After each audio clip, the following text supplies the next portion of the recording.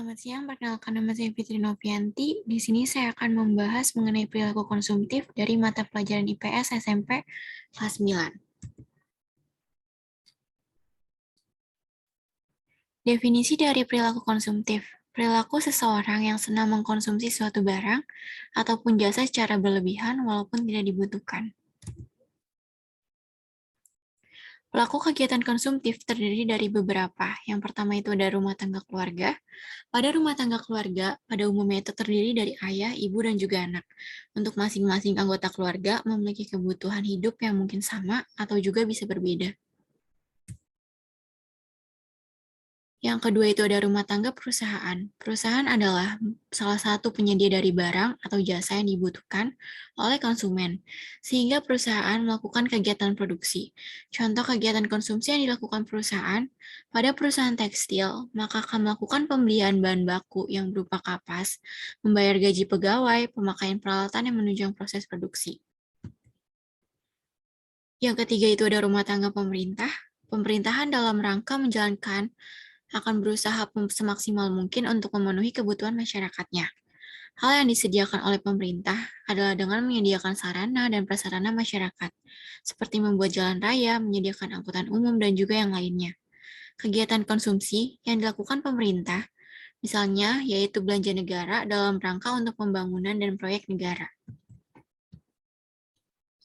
Selanjutnya, di sini juga akan dibahas mengenai aspek positif dari perilaku konsumtif. Yang pertama itu memberikan kepuasan bagi konsumen.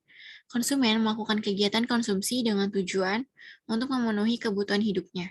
Oleh karena itu, untuk mewujudkannya, konsumen akan membeli barang dan jasa apapun yang diinginkan, sehingga akan memperoleh kepuasan yang maksimal. Yang kedua, memberikan keuntungan bagi produsen dan kegiatan ekonomi lain. Masyarakat yang konsumtif akan menjadi dorongan bagi produsen untuk memproduksi barang dan jasa, sebab kemungkinan akan terbeli lebih besar, kegiatan produksi secara khusus dan kegiatan ekonomi lainnya akan semakin menguntungkan.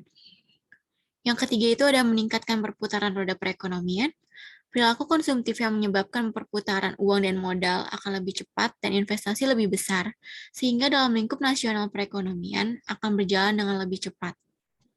Secara langsung, keadaan ini akan membuka lapangan kerja yang seluas-luasnya bagi masyarakat, dan secara tidak langsung pendapatan masyarakat akan meningkat.